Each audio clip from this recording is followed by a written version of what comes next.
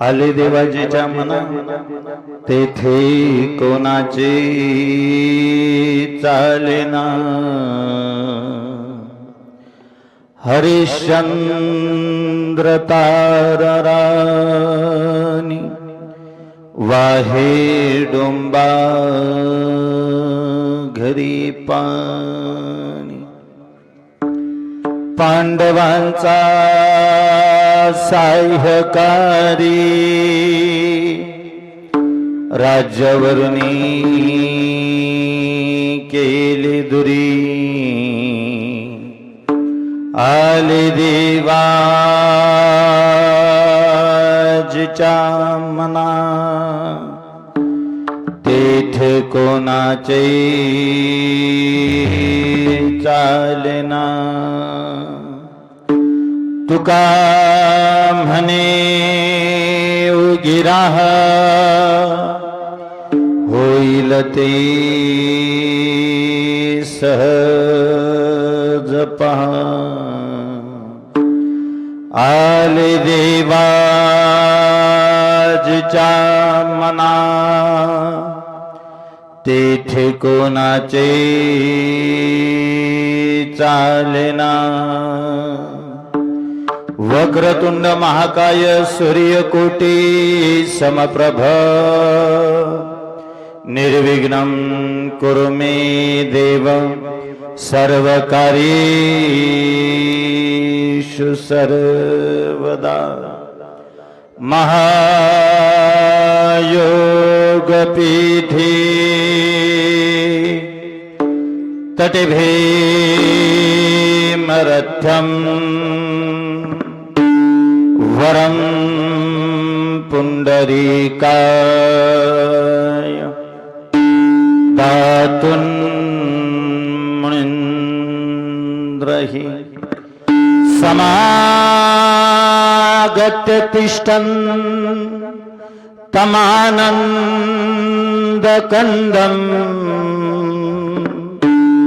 परब्रह्मलिङ्गम्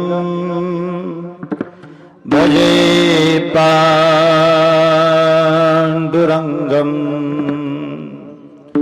पांडुरंगा करू प्रथम नमन दुसरे चरणा संताच्या त्यांच्या कृपादानी कथेचा विस्तार हो बाबाजी सद्गुरु दास तुका। जयाचा जने जन्म नामार्थ झाला। जयाने सदावास नामात केला। जयाच्या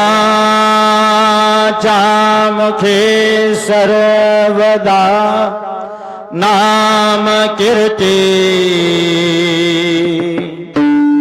नमस्कार त्या ब्रह्म चैतन्य मूर्ती। मस्तक पायावरे मस्तक पायावरे मस्तक पायावरे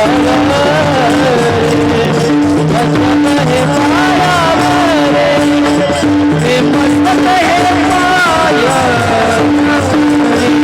मस्तक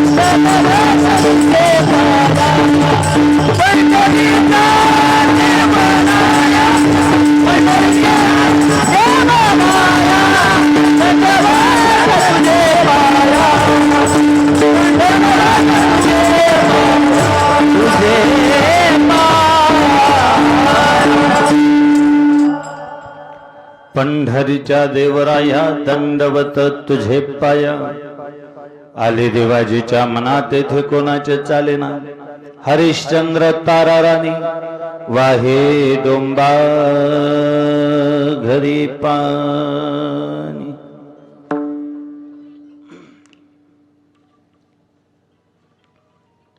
प्रस्तुत प्राप्त प्रसंगी कीर्तनरूपी सेवेसाठी निवडलेला अभंग गायलेला अभंग उच्चारलेला अभंग अखंड महाराष्ट्राचा विचार करता अखंड विश्वाचा विचार करता या विश्वातील एक अधिकार संपन्न संत मुळात संत म्हटलं की त्याच्यापुढे विशेषत्वाने अधिकार संपन्न हा शब्द जोडावाच लागत नाही. या महाराष्ट्राच्या मातीमध्ये जेवढे म्हणून संत झाले सगळेच्या सगळे संत अधिकार संपन्न आणि बहुतेक सगळ्या संतांच्या दिंड्या वाऱ्या पालख्या आता आपापल्या ठिकाणावरून जगाच्या बापाकडे पंढरीश पांडुरंग परमात्म्याकडे निघाल्यात. आपण तसे भाग्यवान आहे, आपण तसे खरंच नशीबवान आहे. थोडं ताट बसान मला सोपं सांगा, दिंडीत लोक जास्त आपल्याकडली का मराठवाड्यातली?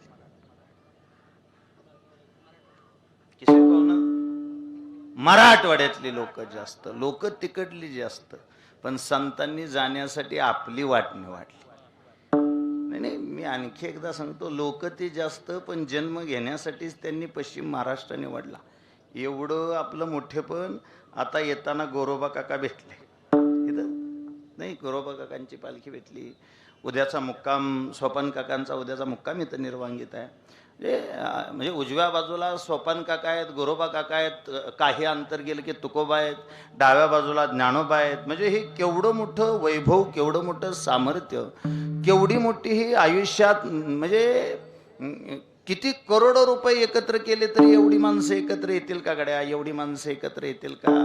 ते मी सोपं सांगतो, या महाराष्ट्राच्या मातीत जेवढे म्हणून संत झाले सगळेच्या सगळे अधिकार संपन्न.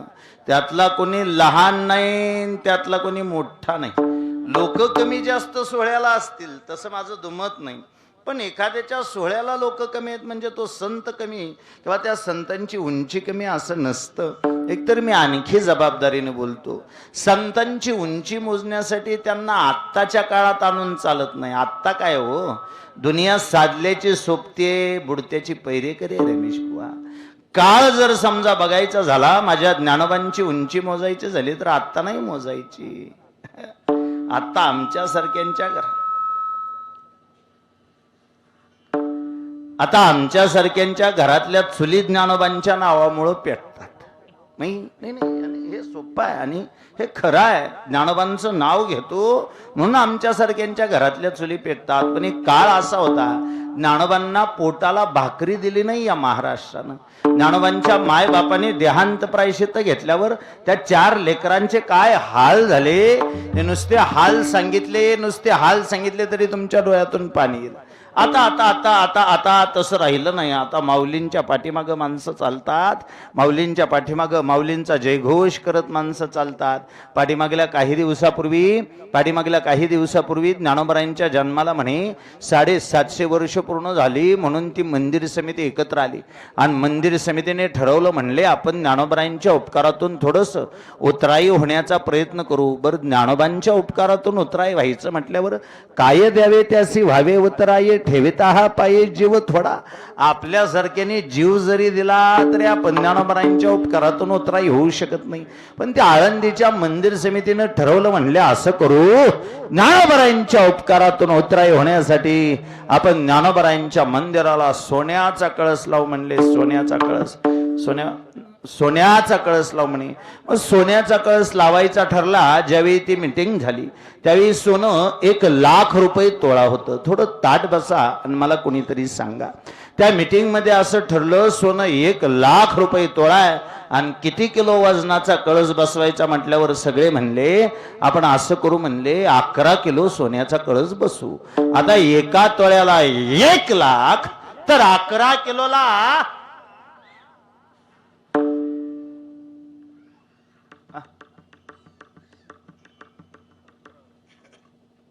त्याला विचारू नका, ते आज आलंय कीर्तनाला निघून जाईल.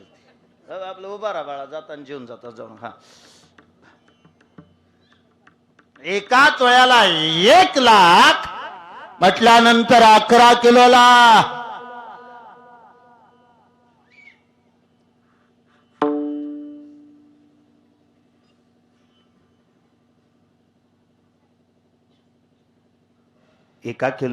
एका तोळ्याला 1,00,000. हा, 10 तोळ्याला 10,00,000. एका किलोला 1 कोटी. आता सोपं झालंय. एका किलोला 1 कोटी, 10 किलोला 10 कोटी, 11 किलोला 11 कोटी रुपये. रमेश बुवा, 11 कोटी रुपये खर्च येणार होता. मंदिर समितीने आव्हान केलं, लय ज्याला जसं शक्य आहे त्याने तशी वर्गणी गोळा करा, त्याने तशी मदत करा. अख्ख्या महाराष्ट्रातून त्यांना 11 कोटी रुपये जमा करायचे होते. अख्ख्या महाराष्ट्रातून त्यांना 11 कोटी रुपये जमा करायचे होते. मंदिर समितीची भली मोठी अडचण झाली. मंदिर समितीची भली मोठी पंचायत झाली. पंचायत एवढ्यासाठी झाली, अख्ख्या महाराष्ट्रातून 11 कोटी रुपये जमा करायचे होते. ती अडचण अशी आली, एकाच माणसाने नावे 11 कोटी रुपये वर्गणी दिली.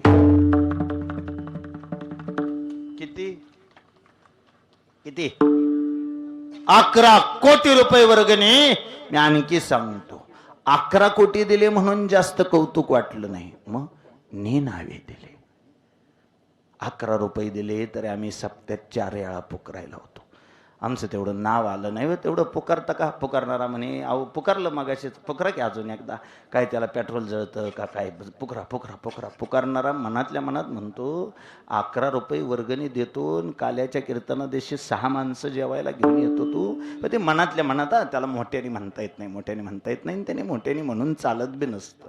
ज्याला गाव एक करायचंय त्याने बऱ्याच गोष्टी मनात दाबून ठेवायच्या असतात. हा, ज्याला म्हणजे कळवंडीच लावायचे ते त्याने मग काय बी म्हणायचं असतं, त्याला त्याची काय अडचण नाही. ऐका, मला ज्ञानोबांचं मोठेपणच सांगायचंय. मला सांगू द्या, ज्ञानोबांच्या मंदिराला सोन्याचा कळस बसवावा याच्यासाठी 11 कोटी रुपये जमा करायचे होते. पण एकाच माणसाने 11 कोटी रुपये वर्गणी दिल्यामुळं मंदिर समितीला निर्णय बदलावा लागला. आणि गेल्या वर्षी 15 ऑगस्टला माझ्या ज्ञानोबाच्या मंदिराला 11 किलो नाही, तब्बल 25 किलो सोन्याचा कळस बसला. पण आजही आळंदीत गेल्यानंतर आमच्या सारख्यांना माऊली महावैष्णवांची उंची मोजण्यासाठी मंदिरावरचा सोन्याचा कळस बघावा लागत नाही. माऊलींच्या अंगणात असणारं सुवर्ण पिंपळाचं झाडच माझ्या ज्ञानोबांची उंची सांगतं. जयाची द्वारी सोन्याचा पिंपळ, अंगी ऐसे बळ रेडा बोले. ज्ञान म्हटलं की ज्ञानोबा, शांती म्हटलं की नाथ बाबा, भक्ती म्हटलं की नामदेवराय, आणि वैराग्य म्हटलं की जगद्गुरु तुकोबाराय. त्यातला वैराग्याचा मूर्तिमंत पुतळा असणारे जगद्गुरु तुकोबा आजच्या अभंगामध्ये जगातला सगळ्यात मोठा सिद्धांत सांगतात. सिद्धांत सिद्धांत सिद्धांत म्हणजे नेमकं काय? जे वाक्य काल खरं होतं, आज खरं आहे, चंद्र सूर्य असेपर्यंत खरंच राहत, त्या वाक्याला सिद्धांत म्हणा. चांगल्या काळात बी ते खराय आणि वाईट काळात बी ते खराय, त्या वाक्याला सिद्धांत म्हणा. आणि या जगातला सगळ्यात मोठा सिद्धांत आहे, आले देवाजीच्या मना तेथे कोणाचेच चालेना. एकदा का एखादी गोष्ट त्या पंढरपूरच्या काळ्या देवाच्या मनात आली दीपक, मग त्याच्या पुढं तुम्ही कुणी असा. एखादा म्हणेल माझा जास अभ्यास आहे, अभ्यास असणाराच चालत नाही दादा. एखादा म्हणेल मी ग्रामपंचायतीला निवडून आलो, निवडून येणाराच चालत नाही दादा. एखादा म्हणेन माझ्या जवळ जास्त संपत्ती आहे. ज्ञानाच्या बाबतीत विचार करता आमच्या सोलापूरला वळसंकर डॉक्टर नावाचा डॉक्टर होता. माणसाचा मेंदू शरीरातनं बाहेर काढायचा आणि त्या मेंदवावर शस्त्रक्रिया करून जसाच्या तसा मेंदू पुन्हा जोडून द्यायचा. ते फ्यूज लावल्याबरोबर जशी लाईट लागते तसा मेंदू जोडल्याबरोबर माणूस तट दिशी उठून बसायचा, एवढा त्या माणसाचा मेंदूवर अभ्यास होता. पर का कुणास ठाऊक त्या डॉक्टरनी स्वतःच्या हातानं स्वतःच्या मस्तकात गोळी झाडून घेतली आणि ज्ञानाच्या बाबतीत उच्च कोटीला पोचलेला डॉक्टर मरून गेला. परवा दिवशी त्या लातूरच्या एका हृदयरोग तज्ञांनी आत्महत्या केली. स्वतःच्या हातानं स्वतःला गुंगीचं औषध दिलं आणि तो माणूस त्या कारमध्ये जाऊन झोपला. ऐका गड्या, ज्ञान असलं म्हणजे तुम्ही मरणाच्या तावडीतून वाचाला असं नाही. एखादा म्हणेल माझ्याकडे भली मोठी सत्ता आहे, किती मोठी सत्ता असली तरी सत्तेचा जर समजा गर्व झाला तर 2 तारखा ध्यानात आणायच्या. पहिली तारीख आहे 31 ऑक्टोबर 1984 आणि दुसरी तारीख आहे 28 जानेवारी 2026.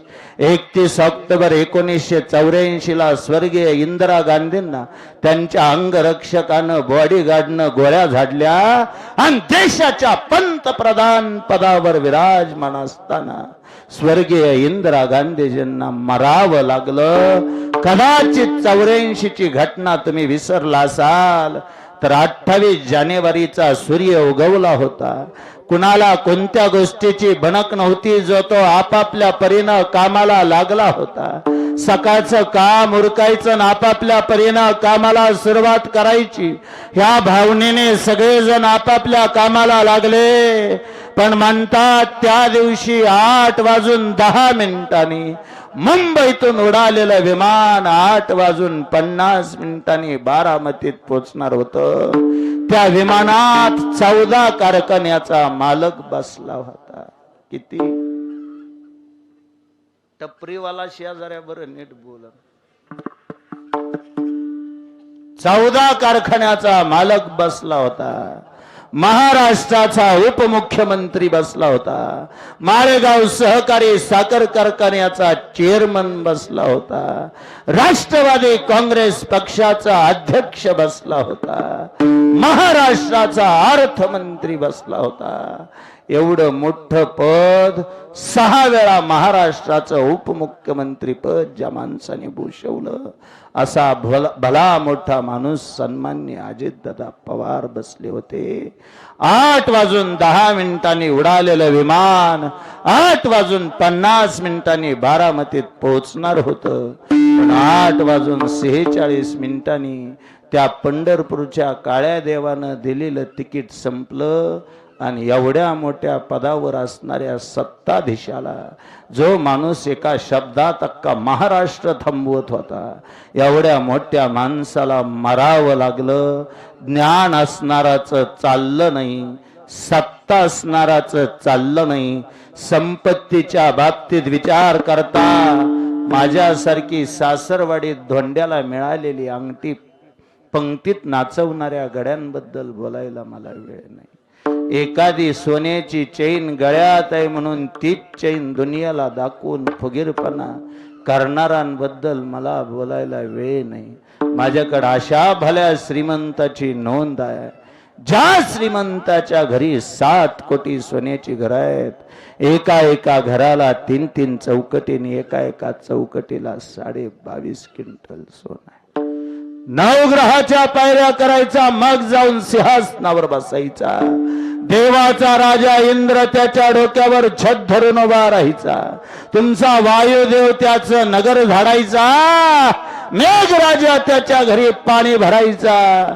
गणपती त्याची गाढवा वळायचा आणि खंडोबा त्याची दाढी करायचा. एवढा ज्या राजाचा अधिकार आहे, शनिदेवाच्या मस्तकावर पाय द्यायचा आणि मग तो राजा सिंहासनावर आरूढ व्हायचा. अशा राजाचं नाव आहे राजा रावण. राजा रावणाच्या दरबारात एक दिवशी एक साधू आला आणि त्या साधूकडे बघून राजा रावणाला का कुणास ठाऊक पण साधूची परीक्षा घ्यायचा मोह झाला. म्हणून राजा रावणानं त्या साधूला प्रश्न विचारला, महाराज मी मरण कसा?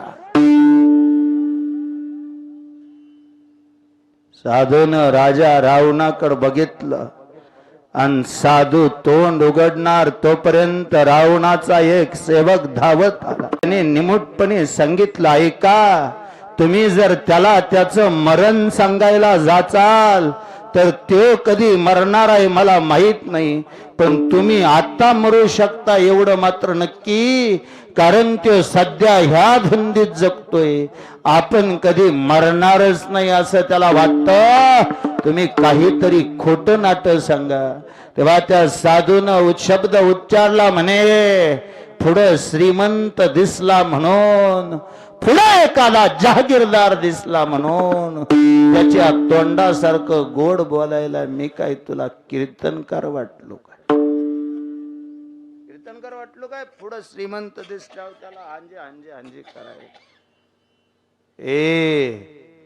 साधू ज्याचे 6 विकार धुवून गेले त्याला साधू म्हणा, किंवा मग ज्याच्या जवळ 3 आले, ज्याच्या जवळचे 3 गेले त्याला साधू म्हणा. काय काय काय म्हणलं बुवा? सांगितलं की डबल सांग. काय? ज्याच्या जवळ 3 आले, ज्याच्या जवळचे 3 गेले त्याला साधू म्हणा. 3 आले आणि 3 गेले. गेले काम क्रोध आणि लोभ हे तिघ निघून गेले. काम क्रोध लोभ निमाले ठाईचे, अवघी आनंदाची सृष्टी झाली. 3 जावे लागतात, काम क्रोध लोभ, आणि 3 यावे लागतात, दया क्षमा शांती. ज्याच्या जवळ हे 3 आले ते 3 गेले त्याला साधू म्हणा. आमच्या सारख्याकडे बघू नका. ऐका महाराज, तुम्ही त्याला मरण सांगाल तर मरावं लागेल. रावणा, जर तुला तुझा मृत्यू ऐकायचा असेल तर ऐक. अजराजाचा मुलगा राजा दशरथाचा विवाह कौशल्या मातेशी होईल, आणि त्या लोकांच्या पोटी जन्माला आलेला राम नावाचा पोरगा एक दिवशी तुला मारून टाकन. रावण हसला, म्हणे बुवा, बहुतेक आपल्याला ओळखलं नाही तुम्ही. पोकल्यान कितीन, टिपर कितीन, जेसीबी कितीन, किती वाळू. थांबा, चुकलंय काय? पोकल्यान नाही, पोकल्यान नाही, हे चुकलं काय?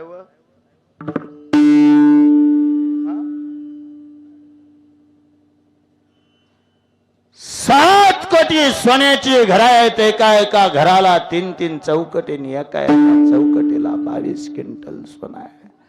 त्या साधून खाली उभा राहून रावणाला सांगितलं, रावणा, ज्या संपत्तीचा तुला गर्व वाटतो, एका नग्न साधूचं तुला आव्हान आहे रावणा. एका दिगंबर साधूचं तुला आव्हान आहे. जर ह्या संपत्तीचा तुला गर्व वाटत असेल, फक्त कवडी सोबत नेऊन दाखव. कवडी गेली नाही, कवडी गेली नाही, कवडी गेली नाही,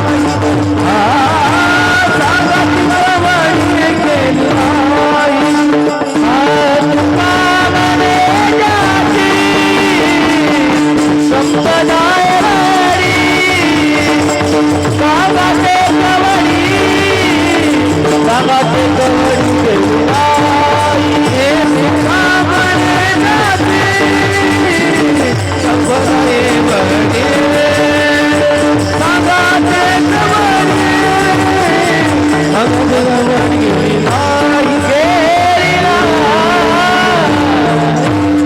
तुका म्हणे ज्याची संपदा एवढी सांगा ते कवडी गेली नाही. अजून एक प्रमाण आहे रावणाला धरून. तुका म्हणे ज्याचे देव बांधवडी सांगा ते कवडी गेली नाही. ऐका, ज्याच्या जवळ ज्ञान होतं त्याचं चाललं नाही, ज्याच्या जवळ सत्ता होती त्याचं चाललं नाही, ज्याच्या जवळ संपत्ती होती त्याला मरावं लागलं. बहुतेक सोप्पा आहे का? मी किती आदांतरी बोलत गेलो तरी तुम्हाला पटायचं नाही. त्यापेक्षा तुकोबांचे शब्द आहेत, आले देवाजीच्या मना तेथे कोणाचे चालेना. कोणाचं चाललं नाही हे सांगण्यासाठी पहिला दृष्टांत दिलाय राजा हरिश्चंद्राचा. हरिश्चंद्रासारखा सत्यवचनी राजा स्वतःच्या शयन कक्षात झोपला, आणि झोपेत असताना स्वतःचं सबंध राज्य विश्वामित्र नावाच्या साधूला दान करून टाकलं.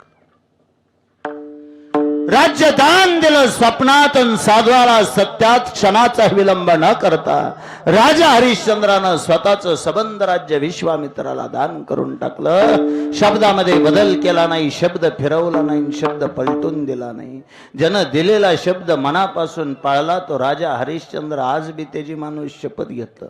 किंवा एखादं माणूस म्हणतो हा लय खऱ्याने वागणारा राजा हरिश्चंद्र म्हणतं माणूस, आज बी म्हणतं माणूस जे तो त्यावेळी खरा वागला अजून बी खरेपणासाठी त्याची शपथ घेतली जाते अजून बी. आणि मी अजून सांगू का, अशी बरीच माणसं आहेत तुम्हाला विशेष वाटेल. त्या सांगली जिल्ह्यात राजाराम बापू पाटलाची शपथ घेतली जाते. काय माहिती अशी शपथ घेतात माणसं, शपथ वाबर राजाराम बापूंची शपथ असं म्हणतात. चल जाऊ द्या, पण माणसं तशी काही जगून गेली. चल जाऊ. ऐका, राजा हरिश्चंद्र एवढा सत्यवचनी वागला, पण शेवटी तेवढ्या सत्यवचनी वागणाऱ्या राजा हरिश्चंद्राला सुद्धा डोंबा नावाच्या ब्राह्मणाच्या घरी पाणी भरायला राहावं लागलं. पोटचा पोरगा मरून गेला तेव्हा पोराच्या अंगावर टाकायला कफन मिळालं नाही. कफर म्हणजे कफन हिंदी शब्द आहे कफन, मराठीत त्याला मांजरपाट म्हणतात. हे बघितलंय? पांढरं जिरजिर, पांढरं जिरजिर. किसवे पाहुणे, एखाद्या माणसाने ₹1,00,000 बस्ता बांधला, ₹1,00,000. किती रुपयाचा? ₹1,00,000. तरी दुकानदार त्यो बस्ता बांधून देताना कसल्या कापडात?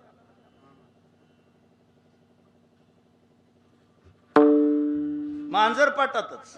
केवढ्याचा बी बांधा तुम्ही, कुठल्या बी दुकानात बांधा तुम्ही. केवड्याचा जरी बस्ता बांधला तरी मांजरपाटातच, आणि केवड्याचा जरी बंगला बांधला तरी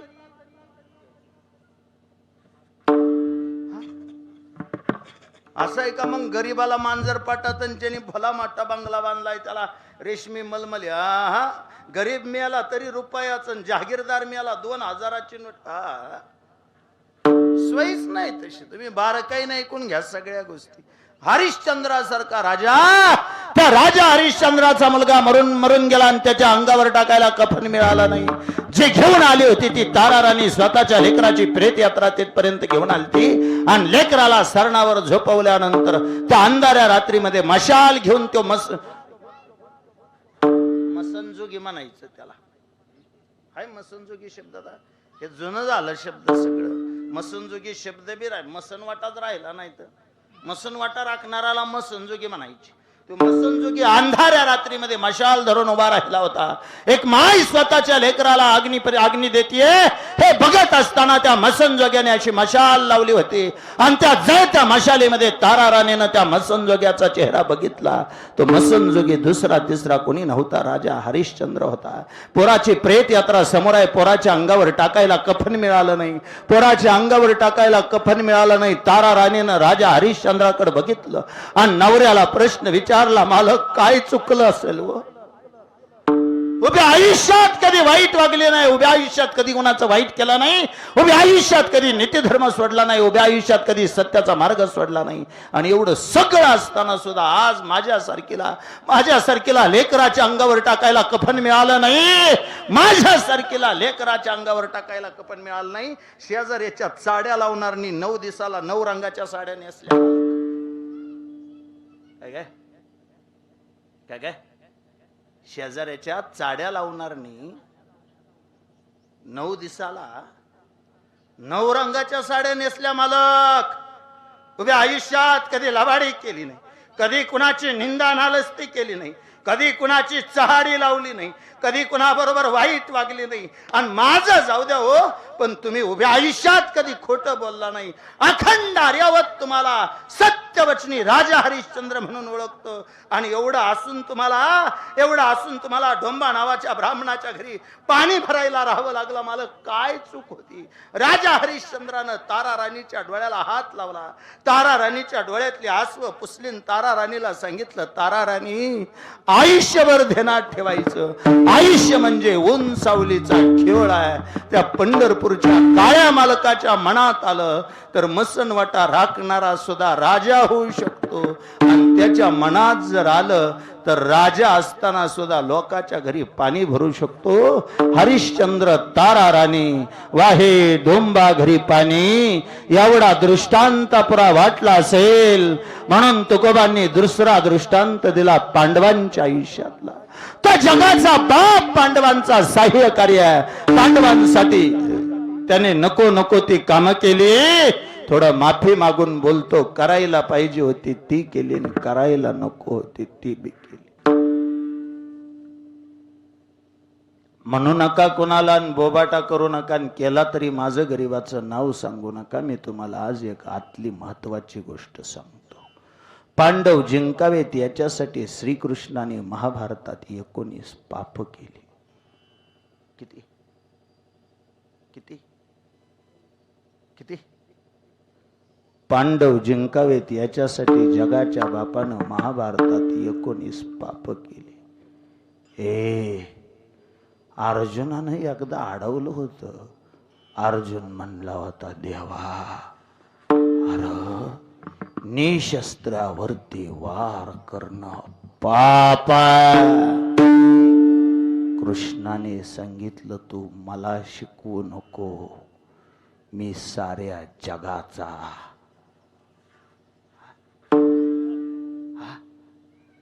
बाप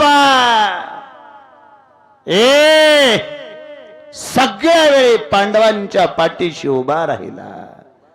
पण अभिमन्यू रक्ताच्या थारोळ्यात पडल्यानंतर मात्र का कोणाष्ट, पण तो पांडवांच्या मर्जी सारखा वागला नाही. रक्ताच्या थारोळ्यात अभिमन्यू पडलेला असताना अर्जुनानं देवाकडे बघितलं. देवाने अभिमन्यूची मान स्वतःच्या मांडीवर घेतली. अभिमन्यू श्रीकृष्णाचा सक्का भाचा आहे, सख्या बहिणीचा पोरगा. सुभद्रा ही देवाची सख्खी बहीण आहे आणि सख्या बहिणीच्या मुलाचं नाव आहे अभिमन्यू. अभिमन्यूची मान कृष्णानं स्वतःच्या मांडीवर घेतली आणि जशी कृष्णानं स्वतःच्या मांडीवरती मान घेतली, अर्जुन शेजारी उभा राहिला ना. अर्जुनाने देवाकडे बघून हात जोडले, देवा पाया पडतो भगवंत, काही मागत नाही, फक्त हे काय, माझा तरणा ताटा पोरगा आज मरणाच्या दारात उभा, रक्ताच्या थाळ्यात उभा आहे. कृष्णा उभं आयुष्यभर तुझं भजन केलंय. सर्वसामान्य माणूस जागेपणी तुझं भजन करत असेल, यात काय नवला देवा. हा अर्जुन झोपला तरी या अर्जुनाच्या अंगावरचा रोम न रोम कृष्ण कृष्ण कृष्ण कृष्ण भजन करतो. देवा माझ्या वाट्याचं सारं पुण्य घे आणि अभिमन्यूला तेवढं आयुष्य दे. तिथं एक बाप स्वतःच्या लेकरासाठी रडत होता. वाईट ह्या गोष्टीचं वाटतं विशाल बुवा, या भाळे परिवाराचं दुर्दैव म्हणा. हा परिवारातलं एक लेकरू गेली वर्ष झालं स्वतःच्या मायेसाठी रडत. शेजारी झोपलेली असणारी माय भगवंताने अचानक मारली आहे. जे लेकरू आईच्या अंगावर हात टाकून झोपलंय, त्या लेकराच्या शेजारची माय त्या भगवंताने अचानक मारली आहे. वाईट वाटलं मला ते बघताना. विशाल बुवा कीर्तन करीत असताना रोज वेगवेगळे अनुभव येतात. आता काल वयोवृद्ध व्यक्तीचं वर्ष श्राद्ध होतं नाही का, काही वाटलं नाही. पण आज मात्र अंतकरणाला एवढं वाईट वाटलं. पंढरपूरच्या काळ्या देवाची वारी चालू आहे. अखंड महाराष्ट्र त्या वारीच्या जय घोषात त्या पंढरपूरच्या काळ्या देवाकडे चाललाय.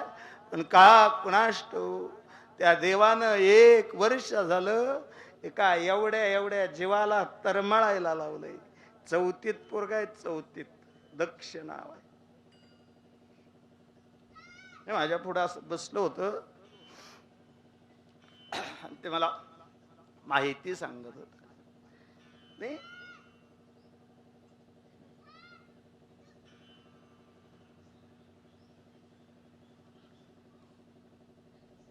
वाईटच आहे हे. याच्यासारखी घटना उभ्या आयुष्यात कुणाच्या वाट्याला येऊ नये गड्या. देवा, हे कृष्णा, अभिमन्यूला आयुष्य दे. नाही दिलं. दिलं काय? एका सेकंदाचं सुद्धा आयुष्य देणे अभिमन्यूला दिलं, एका सेकंदाचं नाही दिलं. आणि नाही देत तो, तसाच करतो. पांडवांचा सहाय्यकारी आहे, राज्य देतो, आयुष्य नाही देत. मनात आणलं तर उत्तरेच्या गर्भातला परीक्षित तारतो, उत्तरेच्या गर्भातला परीक्षित तारतो. आणि मारायचं म्हणलं तर भर मैदानावरचा अभिमन्यू मारतो. त्या मनात आल्यावर तो कुणाचंच काही चालू देत नाही. बुवा, आम्हाला हे पटलं बाबा. त्याच्या मनात आल्यानंतर राजा हरिश्चंद्राचं चाललं नाही, त्याच्या मनात आल्यानंतर पांडवांचं चाललं नाही. आम्ही नेमकं काय करावं? हायच काय तुमच्या हातात म्हणून तुम्ही धडपड करणार आहे? काय ठेवलं भगवंताने तुमच्या हातात? महत्वाच्या सगळ्या गोष्टी भगवंताने त्याच्या हातात घेतल्या. आयुष्य नावाच्या पुस्तकाची सगळी पानं तुमच्या हातात फेकून दिली आणि आयुष्य नावाच्या पुस्तकाची महत्वाची 3 पानं त्यांनी स्वतःकडे ठेवली. आयुष्य नावाच्या पुस्तकाचं पहिलं पान आहे जन्म, त्याच्या हातात आहे. दुसरं पान आहे निसर्ग, त्याच्या हातात आहे. आणि तिसरं पान आहे मृत्यू, त्याच्याच हातात आहे. जन्म तुमच्या आमच्या हातात नाही. जन्म घेणे लागे वासनेच्या सिंगियाने आहे ना, त्यांनी जन्माला घातलं की जन्माला यायचं. निसर्ग हाय आपल्या हातात. आणि असता तर आपण यंदा एवढा ताण होऊन दिला असता. गेल्या वर्षी 6 मेला पूर आलता. पहिला पूर आलता 6 मेला. तुमच्या ध्यानात नसेल, माझ्या ध्यानात आहे. किती तारीख सांगितली मी? 6 मे. 18 जुलै आहे. आपण वाट बघतोय अजून. ते नाही काय भागात पडला, त्यांनी पिरलं परत पडलाच नाही. यंदा वारीला माणसं कमी दिसतील तुम्हाला. पाऊस पाणी बक्कळ झाला, माणसं पेरण्या करून वारीला निघून येतात. आणि वारीला माणसं कमी दिसतील याचं कारण बे तुकोबात स्वतः म्हणतात, मडे झाकुनी करीती पेरणी. वे प्रसंगी मड झाकून ठेवा, पण पेरणी झाल्याशिवाय घर सोडू नये. पेरणी झाल्याशिवाय घर सोडू नये. पेरणी झाल्याशिवाय दावणीचा बैल कुणाला देऊ नये. बैल होतं त्या काळात. ह्या काही गोष्टी होत्या. मी सहज साधं सोपं बोलतो, सहज, अतिशय सहज बोलतो. तुम्ही आम्ही किती प्रयत्न केला तरी जन्म तुमच्या आमच्या हातात नाही, निसर्ग तुमच्या आमच्या हातात नाही. तुम्ही आम्ही किती उलट्या उड्या मारल्या विज्ञानाच्या जोरावर, कितीही काय केलं. विज्ञान, मी आणखी एक वाक्य धाडसाने बोलतो. हे रमेश बुवा, हे विज्ञानाने शोध लावले, पण विज्ञानाने जेवढे शोध लावले त्यातले बरेच शोध विध्वंसालाच जबाबदार आहेत. आता सध्या त्या अमेरिकेच्या त्या डोनाल्ड ट्रम्पने अख्खं जग धारेवर धरलंय मूर्खाने. त्याच्यामुळं लय भोगायचं येते. कुणाला विचारा, ती म्हणते त्या युद्धामुळं दर वाढल्यात. काय बी असू द्या, कशाचं बी. परवा दिवशी गौंडी पाहिजे होतं, त्याला म्हणलं तेवढे ते काम राहिलं थोडं करून देता. म्हणले ते युद्धामुळं दर. गौंड्याच सगळ्याचं दर वाढलं, फक्त शेतकऱ्याच्या मालाचं वाढलं नाही. ते दुर्दैव. जाऊ दे, लांब जाईल विषय. हे ठरलं बी नव्हतं. हा, पहिला जन्म तुमच्या आमच्या हातात नाही, निसर्ग तुमच्या आमच्या हातात नाही, आणि तिसरा मृत्यू तुमच्या आमच्या हातात नाही. तुम्ही आम्ही किती प्रयत्न केला आणि काही जरी झालं तरी त्याने बोलावणं धाडलं की निमूटपणे चालायचं गड्या. तुकोबांचं स्वच्छ मत आहे, या 3 गोष्टी जर तुमच्या आमच्या हातात नसतील तर तुम्हाला काय करता येईल? काय करू शकता तुम्ही? तुका म्हणे, उगेचे रहान होईल ते सहज पहा. जे घडलं ते उघड्या डोळ्याने तुम्हाला बघावं लागेल. राजा हरिश्चंद्राचं चाललं नाही म्हणजे भाळे पाहुण्यांचं चालणार नाही. पांडवांचं चाललं नाही म्हणजे भाळे पाहुण्यांचं चालणार नाही. उलट सगळ्यांनीच स्वतःच्या मनाला एक गोष्ट समजून सांगा. नुसता भाळे परिवारच नाही, जानकर परिवाराला सुद्धा माझी विनंती आहे, स्वतःच्या अंतकरणाला हे सांगूनच टाका. आले देवाजीच्या मना, तेथे कोणाचेच आले ना. काहीसा या अर्थाचा 4 चरणाचा अतिशय गोड, अतिशय समर्पक आजच्या सेवेला साजेसा असणारा अभंग.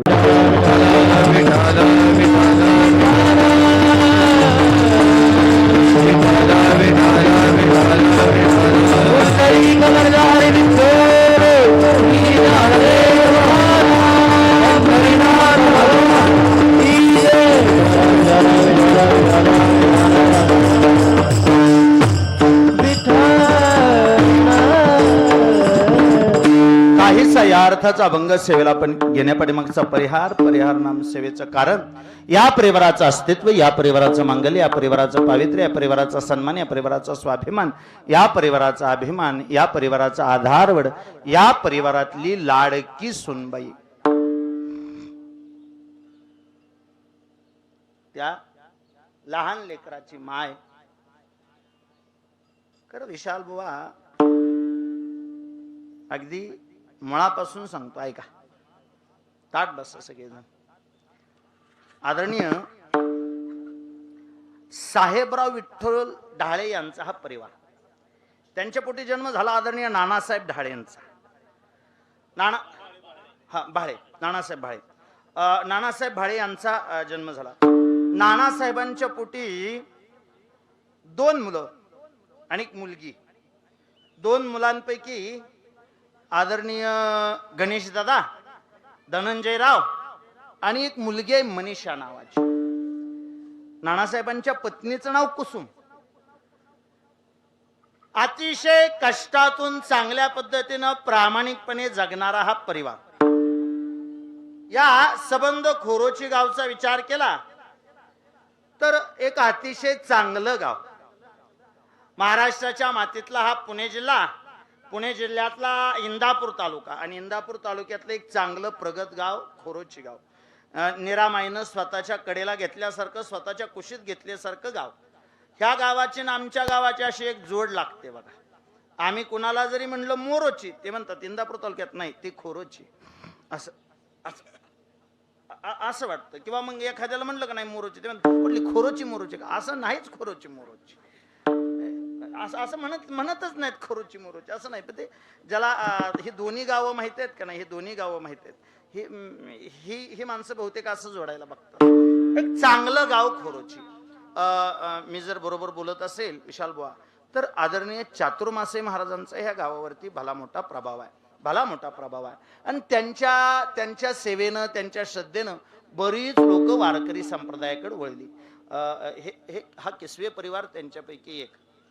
तर राहता असं की सगळे आपापल्या परीनं, आपापल्या पद्धतीनं जगायला लागली. सगळेच वारकरी संप्रदायात जाऊनच जगतात असं काही नाही. काही माणसं स्वतःचं आयुष्य कष्टानं, प्रामाणिकपणानं, नीतिमत्तेनं प्रपंच करत करत जगतात. त्यातला हा भाळे परिवार. बहुतेक राजकीय क्षेत्रामध्ये थोडासा प्रवेश असणारा, तथा गावामध्ये एक प्रतिष्ठित परिवार म्हणून ओळखला जाणारा हा भाळे परिवार. या परिवारातली मी मागाशी जसं बोललो तशी ही 2 लेकरं, आदरणीय गणेशराव, आदरणीय धनंजयराव. त्यापैकी आदरणीय धनंजयराव पुणे या ठिकाणी स्थित झाले. शिकून सावरून ते पुणे या ठिकाणी स्थित झाले आत्याच्याच मुलीबरोबर. आत्याची मुलगी म्हणजे हे फलटणचे जानकर पाहुणे.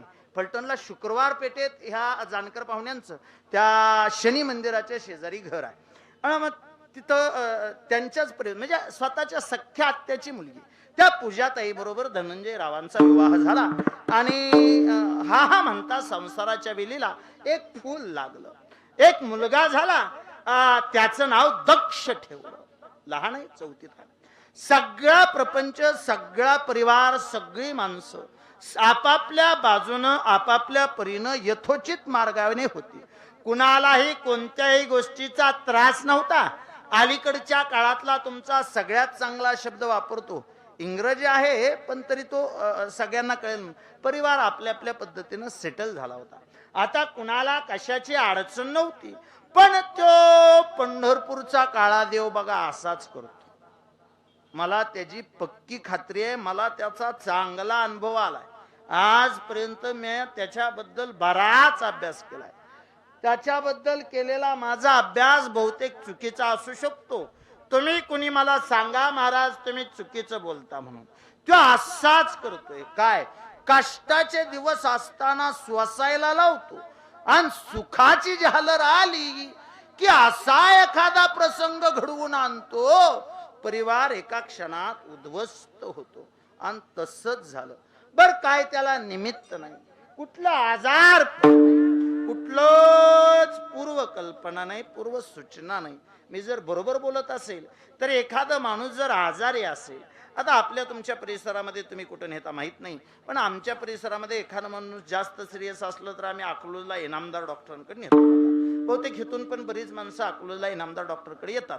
आता इनामदार डॉक्टर म्हणजे आपल्या परिसरातलं एक, इकडे गेलं तर इनामदार आणि बारामतीला गेलं तर बोईटे डॉक्टर, अशी लोकांची थोडीशी, म्हणजे हे दोघं हृदयरोग तज्ञ आहेत, हृदयावरती चांगल्या पद्धतीने यांची पकड आहेत. आता सगळ्यात जास्त सुख सोयी सुविधा यांच्या दवाखान्यात आहेत अशी सगळ्यांची धारणा आहे. म्हणून लोक आजारी जास्त माणूस पडलं किंवा जास्त सिरियस झालं, आमच्याकडे बघा सुरुवातीला आम्ही नात्यापुत्यात नेतो आणि नात्यापुत्यातनं पेशंट अकलूजला लावलं म्हणलं, नेणं वेगळं लावणं वेगळं,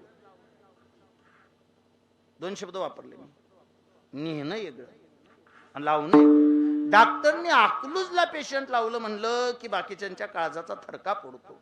का? पेशंट बहुतेक काही का होईना पण धोक्यात आहे एवढं मात्र नक्की. मग जरी धोक्यात असलं, माझं मत आहे चुकीचं असू शकतं, तुम्ही मला जाहीर करताना थांबवू शकता, महाराज तुमचं चुकलंय, माझाच बाण सौंदर्याला नेऊन मला हे सांगायचं नाही. तुम्ही, माझा अनुभव कमी असू शकतो, तुमचा सगळ्यांचा अनुभव माझ्यापेक्षा जास्त आहे, असू शकतं एखादं वाक्य माझ्याकडून चुक गेलं तरी सांगा. होता असं थोडीशी माणसाच्या मनात नाही म्हणलं तरी एक रुकरुक चालू होते, एक प्रकारे खरखरा येतो. काय होतं कुणा असतं, पण माणसं हळूहळू हळूहळू ऐका 2-4 दिवस पेशंट इनामदार डॉक्टरांच्यात राहिलं. येणार जाणाऱ्या जवळ माणूस चौकशी करतं, कुणीतरी एक असतं दवाखान्यातनं घरी येतं, घरातनं दवाखान्यात डबा वगैरे पोचवायचा, ह्या सगळ्या गोष्टीनं त्याचा प्रवास चालू असतो. आणि ज्याला त्या पेशंटबद्दल काळजी असते ते माणूस त्याला थांबवतं. अकलूजला जायला जरी वेळ नसला तरी रस्त्याने त्या माणसाला थांबवतं आणि जो ये जा करतो, दवाखान्यातून ये जा करतो, त्या माणसाजवळ पेशंटची चौकशी करतं. आता काय बरं आहे का हो? समजा कुणी नेले दवाखान्यात, समजा बापू नेले दवाखान्यात, बरं आहे बापूंना, असं विचारतं माणूस. मग तो डबा आणणारा बऱ्यापैकी अंदाज देत बसतो बघा, तो अंदाज देतो नाही म्हणजे प्रयत्न चालू आहेत बरं का, पण मला वाटतंय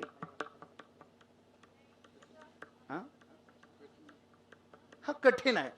तुम्ही म्हणला प्रयत्न चालू आहेत पण मला वाटतंय कठीण आहे. आणि कठीण आहे म्हणलं की आपण किती जरी कठोर काळजाचे असलो आणि किती जरी हळव्या का तरी आपण थोडी का होईना पण तशी मनाची तयारी करू लागतो. घरातल्यांना सुद्धा तशा पूर्वकल्पना हळूहळू दिल्या जातात, माणसं तशी मनाची तयारी करतात, पण काहीच आजार पण नाही, अगोदर कुठलं दुखणं भानं नाही, कुठला त्रास नाही, कुठलीच शारीरिक व्याधी नाही. झालता असं विशाल बुवा, गेल्या वर्षी पूजाताईंच्या आजीचं निधन झालं आणि त्या आजीच्या रक्षा विसर्जनाचा कार्यक्रम करून परत पुण्याला गेली आणि मंगळवारी 10व्याचा विधी होता म्हणून पतिदेवांना म्हणजे आदरणीय धनंजय रावांना सांगितलं म्हणे मला तुम्ही फलटणला सोडा, शनिवार रविवार थांबते, वडिलांच्या घरी थांबते, ते 10व्याचं वगैरे हे जे सगळं कार्य आहे ते कार्य करण्यासाठी सगळ्यांना मदत करते आणि सगळ्यांना मदत करते आणि मग 10वा झाला की मंगळवारी मी तुमच्या बरोबर येते असं म्हणून स्वतः धनंजय रावांनी नेऊन सोडले. बरं आई जिथं तिथंच लेकरू ह्या न्यायानं दक्षला बी शनिवार रविवार सुट्टी होती म्हणून त्यालाही आई जवळ ठेवला. आता हे सगळं चालू आहे कुठल्या गोष्टीत. आता इथपर्यंत दीपक बुवा मी तुम्हाला शब्द ना शब्द सांगितलाय, तुम्ही त्यांच्या परिवारातल्या कोणाला बी विचारा, मी जेवढं सांगतो याच्यापेक्षा वेगळं याच्या पाठीमागं अजून काहीच नाही. जेवढं मला माहिती आहे तेवढं म्हणजे जसं घडलं तसं मी तुम्हाला एखाद्या चित्रपटाच्या स्टोरी सारखं सांगतोय. आता ते तिथं सगळं होतं. विशाल बुवा काही अडचण नाही. स्वतःच्या वाडवडिलांच्या घरी टीव्ही समोर चालू आहे आणि तिने स्वतः सांगितलं म्हणजे टीव्ही बंद करा, आपण थोडा वेळ आराम करू आणि आराम करून आपल्याला 4 वाजता उठायचंय, आपल्या कामाला लागायचे. म्हणून लेकराला जवळ घेतलं, लेकराला असं कुशीत घेतलं, टीव्ही बंद केला आणि झोपली. काहीच नाही हो, आजार पण नाही, दुखणं नाही, माय बापाच्या घरात आहे. काय मला म्हणजे एवढं वाईट वाटतं ह्या गोष्टीचं. माय बापाच्या कुशीत आहे आणि लेकरू तिच्या कुशीत आहे. तुम्ही कुठल्या भावनेनं बघता मला माहित नाही, पण लेकरू कुशीत असताना हृदय विकाराचा तीव्र झटका आला. आई समोर असताना तिला आई सुद्धा म्हणता आलं. हे मी पाया पडतो गड्या, नका जास्त फुगीरीत जाऊ. त्याच्या मनात आलं तर तो आई सुद्धा म्हणून देत नाही राव, आई सुद्धा म्हणता आलं नाही. ते सांगतात फक्त असं हातपाय थोडे एकदा ताट केले आणि आई शांत झाली. चला माझ्या बाजूने राहू, फक्त एकदा काहीच संवेदनशील करा आणि विचार करा त्या लेकराची काय अवस्था झाली असेल.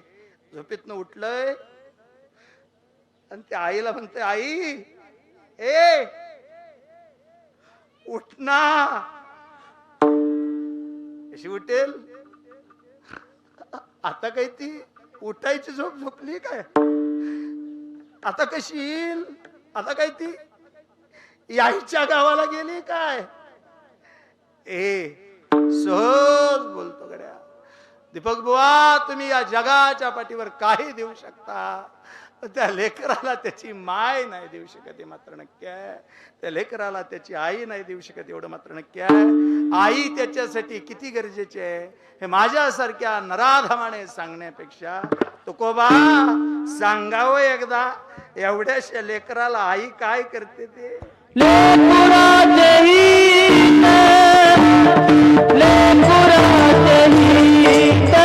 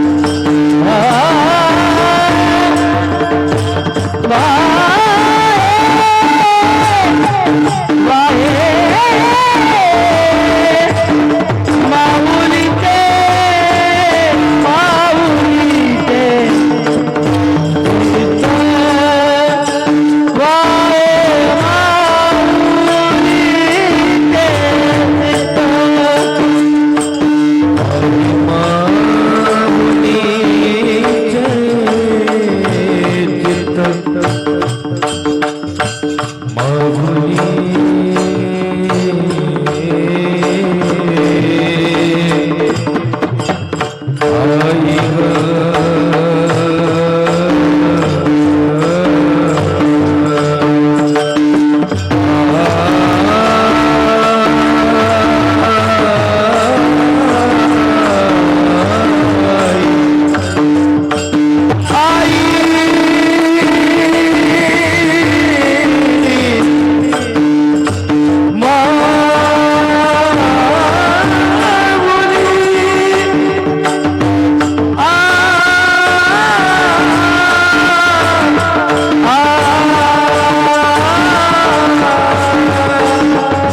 माऊलीचे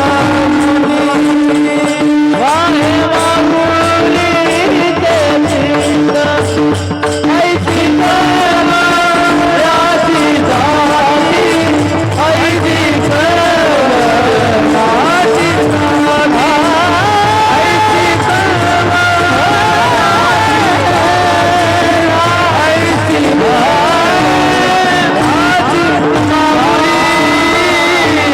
वाहे वाहे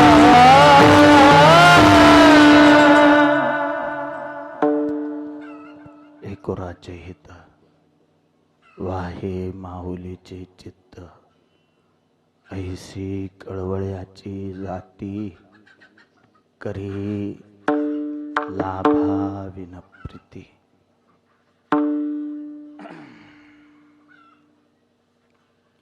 ती माय त्या लेकराला सोडून निघून गेली. पाखरू जागेवर राहिलं, पक्षीने घरट सोडून उडून. घटनेला 1 वर्ष पूर्ण होतंय, म्हणून वर्ष श्राद्ध. आणि वर्ष श्राद्धाच्या निमित्ताने आज जी कीर्तन सेवा, त्या कीर्तन सेवेत घेतलेल्या अभंगावरती चिंतन मांडत असताना ते काहीस असं असावं विशाल बुवा. मृत्यू हे मानवी आयुष्यातलं अंतिम सत्य आहे. तुम्हाला तो चांगला वाटला तरी येणार आणि एखादा म्हणला नाही नाही बुवा मृत्यू वाईट आहे तरी ते येणार. म्हणजे तुम्ही त्याला चांगला म्हणला म्हणून तो थांबलाय आणि वाईट म्हणला म्हणून तो जलद आलाय असं काही नाही. तुम्ही काही करा, मानवी आयुष्यातलं सगळ्यात अंतिम सत्य आहे मृत्यू. एखाद्याचा विवाह होईल का नाही सांगता येत नाही. त्याला आयुष्यात घर बांधता येईल का नाही सांगता येत नाही. नोकरी लागेल का नाही सांगता येत नाही. संसार ताकदीनं करता येईल का नाही सांगता येत नाही. तो गळ्यात माळ घालेल का नाही सांगता येत नाही. पण तो मरेल का नाही हे सत्य आहे. ते त्रिकालाबाधित सत्य. त्याबद्दल आजपर्यंत कुठं आव्हान नाही, कुठल्या कोर्टामध्ये चॅलेंज नाही, कुठल्या कोर्टामध्ये त्याला तुम्हाला आव्हान करता आलं. एकदा म्हणे माणूस रुसला होता देवावर. कोण माणूस? कुणावर? देवावर रुसला आणि देवाकडे तक्रार केली. देव म्हणे खरं सांगू का मी एकटा होतो. देव सांगतो मी एकटा होतो आणि मला करमलं नाही म्हणून मी सगळी सृष्टी निर्माण केली. एक अर्धा नाही 84 लक्ष प्राणी तयार केले. देव म्हणे त्या 84 लक्ष प्राण्यातले 83,99,999 प्राणी. किती किती किती? 83,99,999 प्राणी मी आडवे तयार केले आणि एक सॅम्पल म्हणून उभा तयार केला.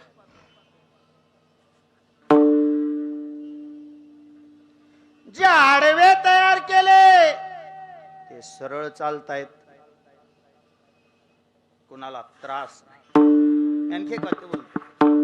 जी दुनियाभर बोबाटल झाडे लावा, पृथ्वी वाचवा, प्रदूषण थांबवा, काय करू नका. रेकॉर्डिंग चालू आहे. हो, झाडं लावू नका, अडचण नाही, हायतीही तोडू नका. तुमचे जे नडत नाही सृष्टीने तयार करून ठेवली. तुम्ही नव्हता तेव्हा सृष्टी होती, तुम्ही जाणार आहे तरी सृष्टी शिल्लक असणार आहे. हायतीही म्हणजे नदी शुद्ध करू नका. हो, तिच्यामध्ये सामर्थ्य आहे. अख्ख्या महाराष्ट्रभर इंद्रायणी वाचवा आणि इंद्रायणी शुद्ध करा. ज्ञानोबरांच्या मनात आलं, एका पुरात आळंदी धुवून घेतली यंदा. हा, तुम्ही नका जास्त काही करू. तुम्ही फक्त काय करा, तुम्ही घाण करू नका. झाड तुम्ही तोडू नका. तुम्ही लय सृष्टीचे तुम्ही निर्मात्या असल्यासारखे. तुम्ही भगवंत रूपी डायरेक्टर आहे आणि त्यानं खेळवलेल्या एका कठपुतळीच्या खेळातले तुम्ही एक बाहुले आहे. त्याची अडचण काय झाली? त्यांनी 83,99,999 प्राणी तयार केले. आडवे आहेत पण बिचारे सरळ चालतात. एकच उभा तयार केलाय पण सदैव सप्त्याला आडवा, जत्रेला आडवा. गावात चांगलं चाललं असलं तेव्हा सगळ्याला आड. गावाला वाटतं असली बेद नसलेली बरी.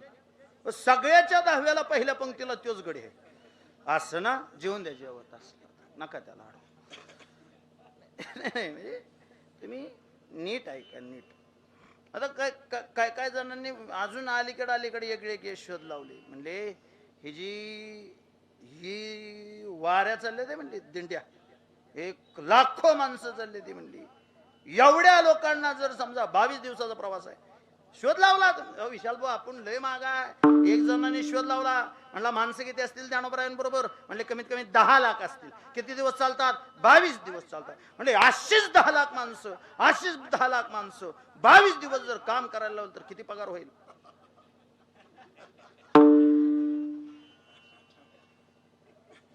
ते पत्रकार होतं ना, त्यांनी विचारलं मग काम काय लावतं? अहो म्हणले खड्डे घ्या. मी म्हणतो घ्या खड्डे, ज्याला तसं वाटतं त्याला पुरात यात काय करायचंय? बरं, गावभर देवळात पते खेळणारी म्हातारी तुला दिसली नाही ती?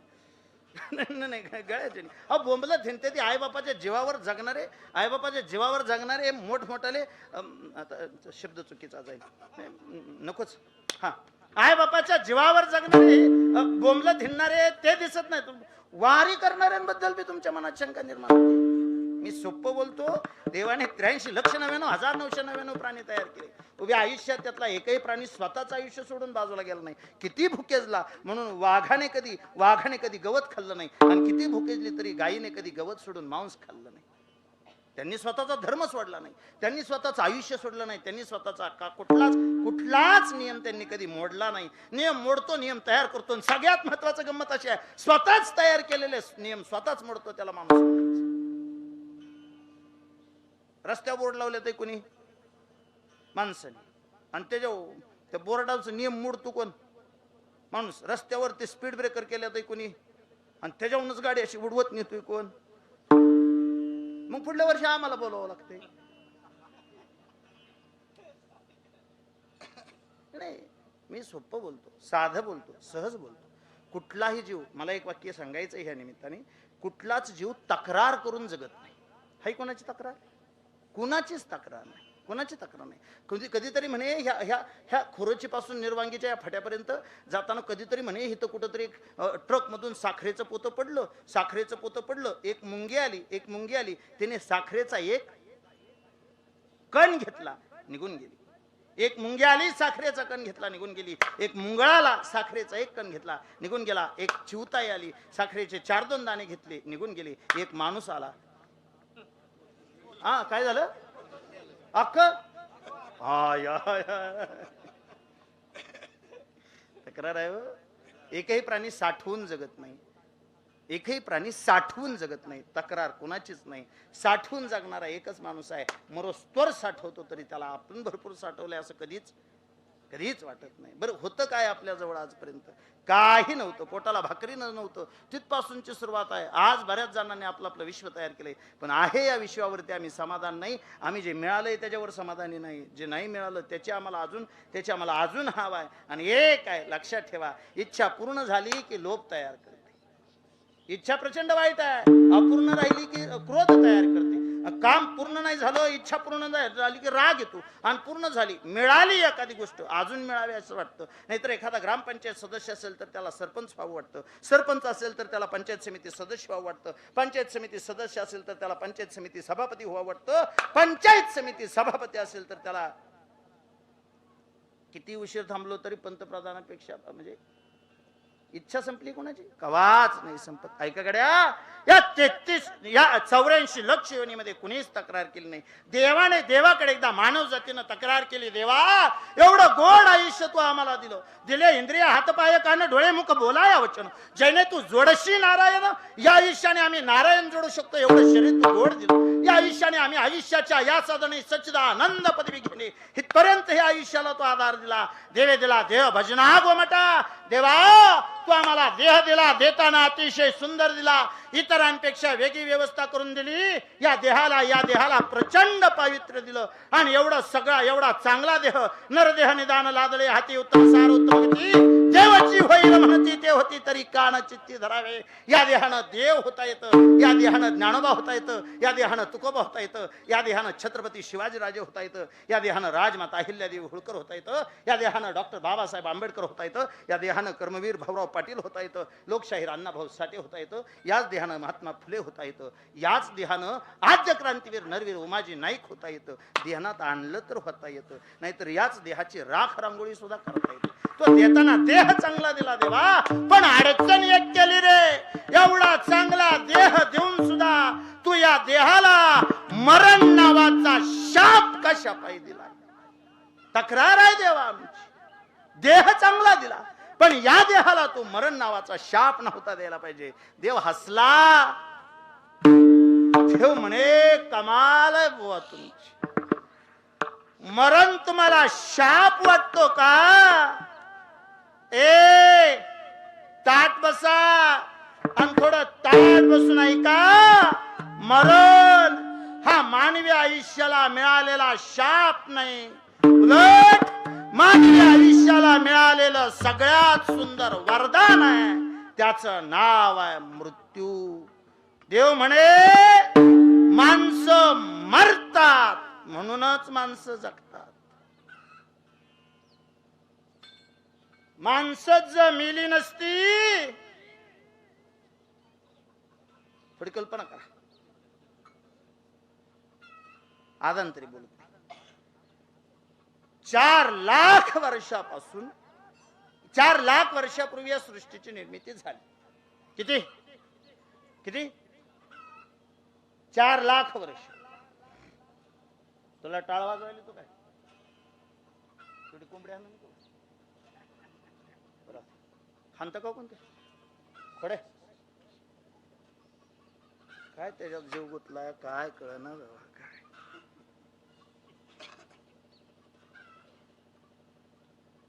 विठ्ठल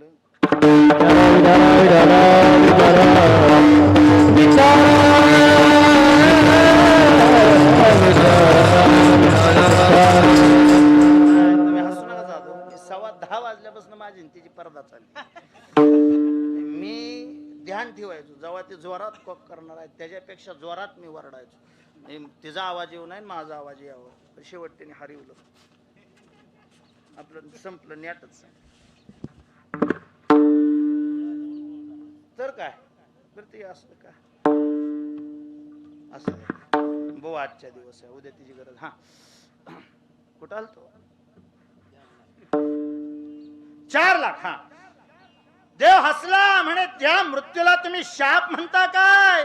अरे 4 लाख वर्षापूर्वी या सृष्टीची निर्मिती झाली. किती 4 लाख. समजा तुम्हाला असं वाटतंय मृत्यू वाईट आहे.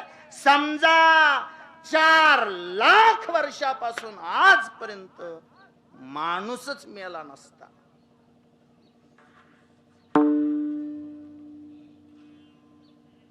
बोला शक्य झालं असतं काय. वाईट वाटेल ऐकताना जड नका काय करू. पुढे बघा तुम्ही पुढे बघा. ऐका जड वाटेल ऐकताना पण हे भगवंताच्या मुखातलं वाक्य आहे. देव म्हणतो तुम्ही मान्य करा नाहीतर करू नका. माणसं मरतात म्हणूनच माणसं जगतात. माणसंच जर मेली नसती माणसं माणसाला जमिनीत पुरतात म्हणून जमीन माणसाला पुरते. काय माणसाने जर माणसाला धन दिली नसती जागा पुरली असती काय. हवा एवढी जागा असून बांधावणं भांडण आहे आपलं सख्या भावाबर. काय अवस्था झाली असती. ऐका मृत्यूला शाप समजू नका. या देहाला कधीतरी थांबायचंय माहिती आहे म्हणून माणूस आज तरी किमान सरळ मार्गाने जगतो. कधीतरी जायचंय या गोष्टीची जाणीव आहे म्हणून किमान माणूस सरळ मार्गाने जगतो. देवा थोडं फसलं. आमची तक्रार तुझ्या लक्षात आली नाही. माणसं मारू नको अशी आमची तक्रार नाही. अजिबात नाही. आम्हाला मान्य आहे ना सूर्य उगवला मावळला तर त्याला किंमत आहे. उगवला उगवलेलाच राहिला मावळलाच नाही त्याला काय किंमत आहे. झाडाचं फळ पिकलं ते पडलं तर त्याला किंमत आहे. पिकलेलं जर झाडालाच राहिलं सडून जाईल ना.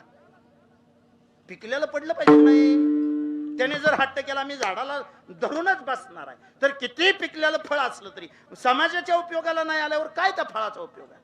अशी बरीच फळं आहेत ती झाडच सोडायला तयार नाही. ते अजून मी एल्याव केल्या काढून घेतले. हसू जाऊ दे. नाही ते बी करता आलं देवा म्हणजे आमचा विरोध नाही. आम्हाला मान्य आहे. आता हे बरं आजच नाही रोज आम्ही वर्षाताच कीर्तन ऐकतोय.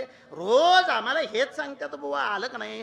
तुला सांगतो देवा ह्या कीर्तनकारांनी 2 वाक्य पाठ केलेले आहे. ती बघ मरायचंय सगळ्याला ही एक त्यांचं पाठ आहे. कधी कुठला आम्ही बुवा बदलून बघितलं वाक्य काय कुठल्या गाड्याने सोडलं नाही. पहिलं वाक्य हेच जन्माला मरायचंय हे पहिलं वाक्य. आणि दुसरं मोने जायचंय. देवा तुला सांगतो म्हणू नको कुठल्या बुवाला.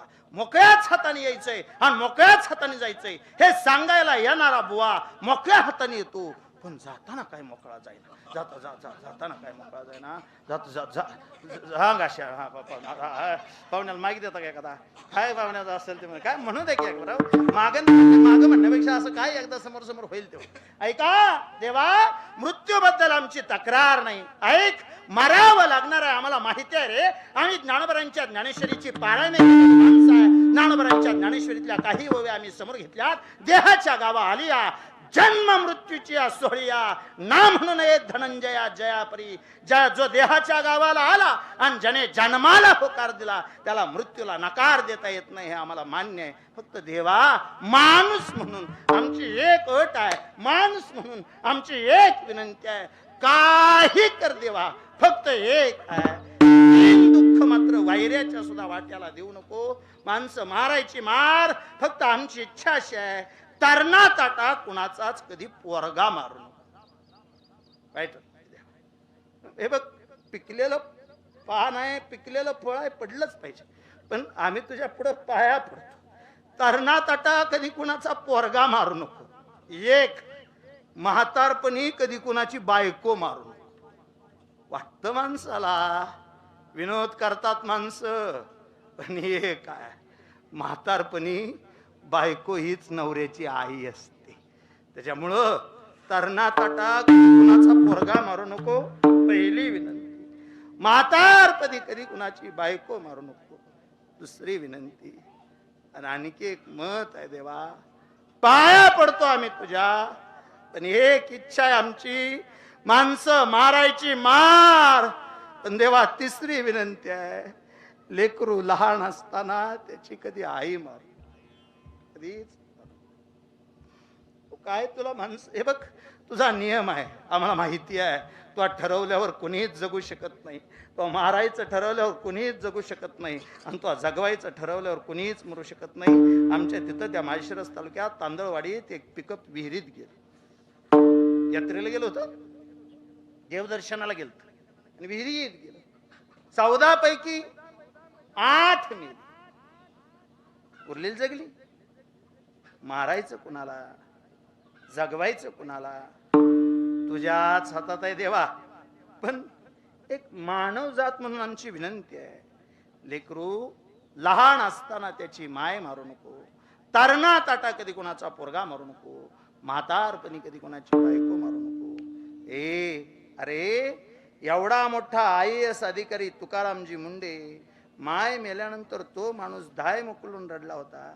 एवढ्या लेकराला जर समजा तू एवढं मोठं दुःख देशील तर त्या लेकराच्या डोळ्याला पाणी नाही काय यायचं. देवा देवा एवढीच विनंती आहे. देव म्हणे, ऐका, मी तुमची विनंती ही मान्य केली असती हो, पण मलाही काही अडचणी आहेत. तुला कसल्या आल्या अडचणी? तुला अडचणी असतात का? अरे आम्हाला हे माहिती आहे, जिथं अडचण आहे त्याच्या पुढं तू उभा राहा, जिथं माणसाला अडचण येईल तिथं तू उभा राहा, मागे पुढे उभा राहा, हे सांभाळीत आले अगाध निवारा आहे अशी आमची भावना आहे तुझ्यावर. तुला कसली आली अडचण? तो म्हणे, ऐका, नीट ऐका, थोडं ऐका तुम्ही सगळे जे पुढे बसून ऐकतायत ते.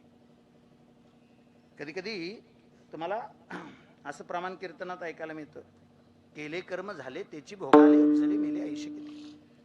आता ऐका, मग बुवा जर केले कर्म झाले त्याची भोगाले म्हणाल तर ह्या माईचा काय दोष होता, है की नाही? बरं चला, केले कर्म झाले त्याची भोगाले असं जर म्हणताय तुम्ही, मागाशी तांदूळवाडीच्या त्या अपघाताचं वर्णन केलं, एक व्हिडिओ अख्ख्या महाराष्ट्रात व्हायरल झाला. त्या तांदूळवाडीच्या अपघातातला व्हिडिओ ज्यांनी बघितला, काय दिसलं तुम्हाला? एका लहान बाळाला एका माणसाने असं उचलून धरलं होतं आणि त्या लहान बाळाने अशी मान टाकली आणि मग मात्र सगळ्यांच्या काळजाचा थरका पडला. काय चूक होती त्या लहान बाळाची? काय चूक होती या पूजाताईची? चल तुमचं वाक्य आहे ना, केले कर्म झाले त्याचे भोग आले. देव हसला, असं करत जाऊ नका, अशी गल्लत करत जाऊ. आणि माझी आणखी एक विनंती आहे रमेश बुवा, सांगणाऱ्यांनी कधी अशी गल्लत करू नये. विशाल बुवा, या गोष्टीचे प्रचंड भयानक अर्थ निघतात. सोपं आहे का? कर्माचे तसे 3 प्रकार सांगितले. कर्माचे 3 प्रकार सांगितले. कर्माचे जे 3 प्रकार सांगितले त्यातले महत्वाचे 2 प्रकार, एक क्रियामान, संचित आणि प्रारब्ध. 3 किती सांगितले? 3 क्रियामान, संचित, प्रारब्ध. चांगला एक ऐका, क्रियामान, संचित, प्रारब्ध. मला क्रियामान प्रारब्धाबद्दल बोलायचंच नाही. राहू द्या.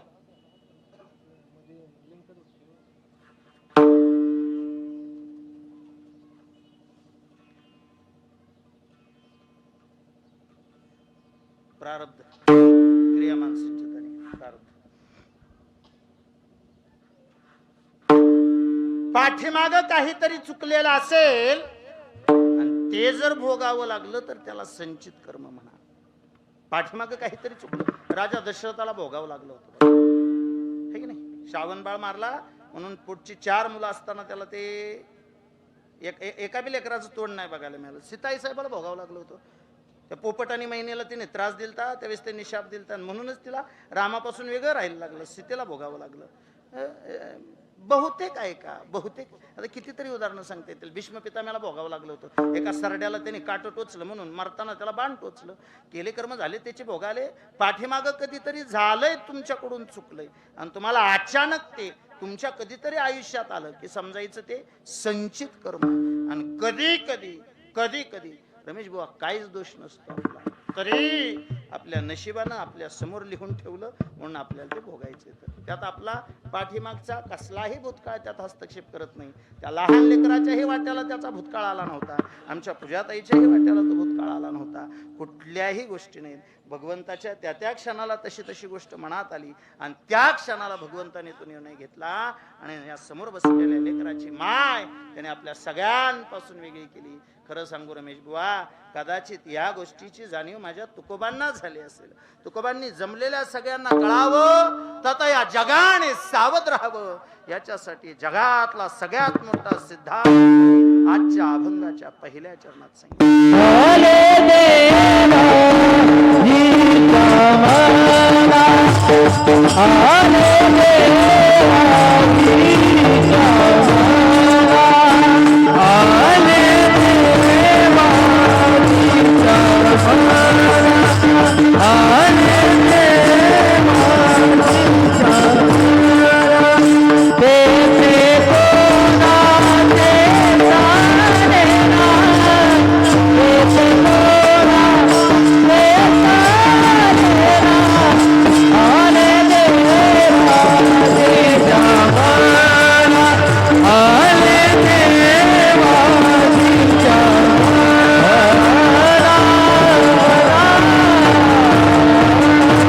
आणि देवाजीच्या मनात येथे कोणाचे चाले ना. एकदा काय एखादी गोष्ट विटेवरच्या काळ्या देवाच्या मनात तुमच्या प्रारब्धानुसार ती घडणार असते की ती घडणार, त्याच्यामध्ये कोणीच बदल करू शकत नाही. दृष्टांता खातीर पहिला दृष्टांत राजा हरिश्चंद्राचा. मी मागाशी बोलून गेलो, सत्यवचने राजा असताना सुद्धा दोंबा नावाच्या ब्राह्मणाच्या घरी पाणी भरायला राहावं लागलं. मी अतिशय जबाबदारीनं वाक्य बोलतो, चांगले दिवस आले म्हणून कुठल्याही गोष्टीचा गर्व करू नका. चांगले वाईट दिवस असू शकतात. आपण कीर्तन सुरू करताना थोडंसं ऊन होतं, आता शिरवाळ आहे, आता शिरवाळ आहे, कायम शिरवाळच राहील काय? ऊन सावली हा आयुष्याचा भाग आहे. ऊन सावली हा निसर्गाचा भाग आहे. आयुष्यात ऊन आलं म्हणून जास्त हुरपळून जाऊ नका आणि सावली आली म्हणून जास्त हुरळून जाऊ नका. होऊ शकतं तसं नाही असं नाही. एका क्षणात परिस्थिती कुस बदलू शकते. आमचा हा पुणे पंढरपूर महामार्ग गेला आमच्या गावातून. पुणे पंढरपूर, आता ज्ञानोबरायांची पालखी आणि रस्त्याच्या कडेला थांब बाळा 2 मिनिटं, एक 2 मिनिटं जिथं आहे तिथंच बसा, 1-2 मिनिटात संपवतो.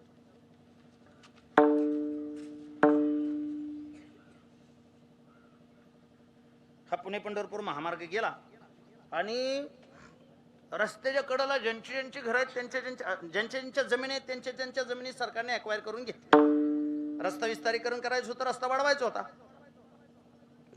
रमेश बुवा ज्यांच्या जमिनी गेल्या त्यांना भरमसाठ पैसे मिळाले. बरं मिळानात का? ते काय आपल्या पाकिटातनं कमी करून त्यांना दिलेत का? नाही. आपल्याला वाईट वाटायची काही गरज नाही, आपल्याला चुकीचं वाटायची काही गरज नाही. भरमसाठ पैसे मिळाले लोकांना, मिळाले पाहिजेत. त्यांनी त्यांचं काळीच दिले. काळी आई देणं म्हणजे जन्मदाती आई दिल्यासारखं नाही, पण ते सरकारने त्याचे पैसे दिले. भरमसाठ पैसे मिळाले लोकांना. थोडं ताट बसून वाक्य आहे का? आकलीपेक्षा जास्त पैसा झाला तर तो सुद्धा विष आहे. काय? आकलीपेक्षा जास्त जर पैसा झाला तर तो सुद्धा विष आहे. माणसाचा मोबाईल त्याच्या महिन्याच्या उत्पन्नाच्या 10% रकमेचा असावा. काय म्हणला बाबा? आपल्याकडे जी मोबाईल आहे, मोबाईल जे मोबाईल आपली जी महिन्याची उत्पन्न आहे, उत्पन्न 1 लाख रुपये असलं तर मोबाईल 10,000चा असावा. आपला जाताना हिशोब करा. नाही असंच होतं ना. मग हे बघा, तुमच्या उत्पन्नापेक्षा तुमचा दिखावा जास्त वाढला की माणूस कर्जबाजारी होतो. दिखावा. नाहीतर सुप्रियाताईला सोनं मिळणार का रोहितदादा पवाराला कलप करायला पैसे मिळणार. तर तुम्ही विचार करा ना, की अहो भली मोठी श्रीमंत माणसं आहे ती, पण किती साधा आयुष्य जगतात. तुमच्या माझ्यासारख्यांनी 1000 वेळा आदर्श घेतला पाहिजे. 1000 वेळा म्हणतो मी. काहीच नसताना गळ्यात चेन घालून हिंडणारी माणसं आहे आपण. तेवढी चेनच आहे, बाकीचं सगळं असं. हा, परत एकदा सांगतो, म्हणजे रमेश बुवा, जर समजा अकलीपेक्षा पैसा जास्त झाला तर तो विष आहे. आणि तसं झालं. अचानक पैसे आल्यामुळं आमच्या परिसरातली बरीच माणसं अशी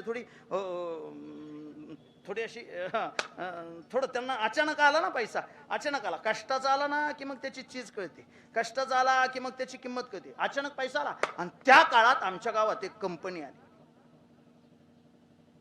ती म्हणली एका वर्षात दुप्पट करून देतो म्हणजे. हो, आमच्यातल्या एक जणाला 76 लाख रुपये मिळाले होते. बरं ऊस तोडणारा माणूस रमेश भाऊ. आदल्या दिवशी तो ऊस तोडायला गेला आणि दुसऱ्या दिवशी त्याच्या खात्यावर 76 लाख रुपये पडले. 76 लाख पडले. त्याने ते कोयतं, काय आता परत गरज आहे ऊस तोडायची, त्याने ते कोयतं गोठ्यात पाठीमागं खाऊन ठेवलं.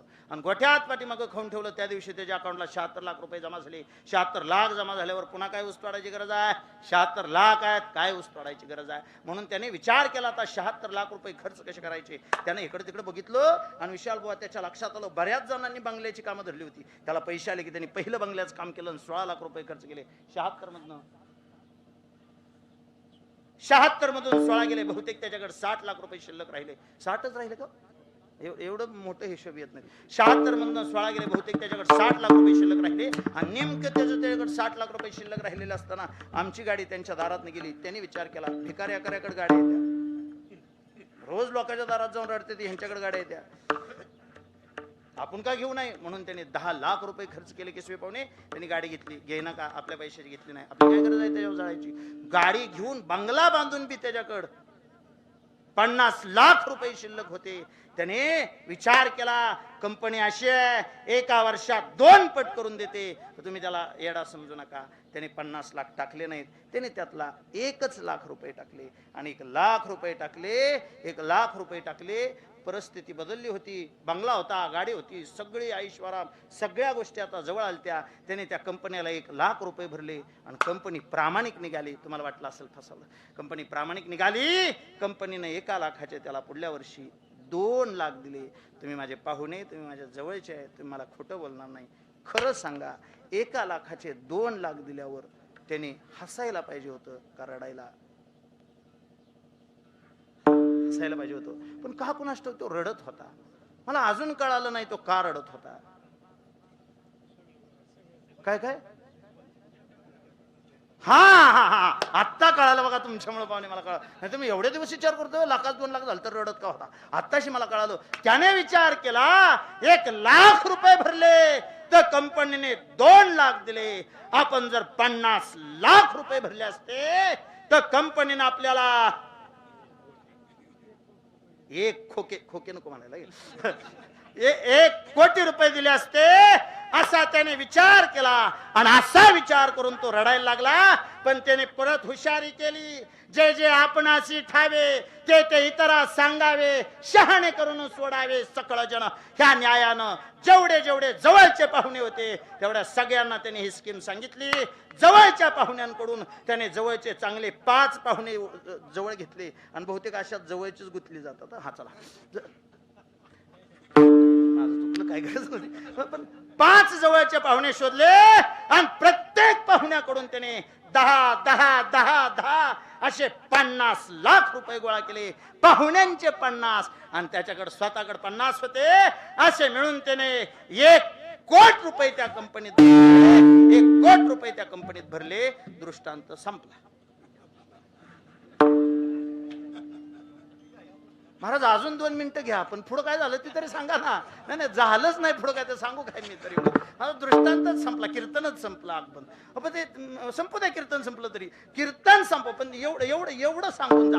त्या 1 कोटी रुपयाचं पुढं काय, मी गळ्या शपथ सांगतो अजून काहीच झालं नाही. मी खोटं कशाला बोलतोय, काहीच झालं नाही. 1 कोटी रुपये घेतले, पण दुसऱ्याचे 50 लाख भरून देण्यासाठी स्वतःची परत जमीन विकावी लागली. पण तो हुशार होता. हुशार होता, तुमच्या लक्षात आहे की नाही कुणास ठाऊक, त्याने कोयत टाकून दिलं नव्हतं. हा असं असं असं कोयत खाऊन ठेवलं होतं. परिस्थितीनं कूस बदलली होती, पण त्याला ते भंजून खाता आलं नाही.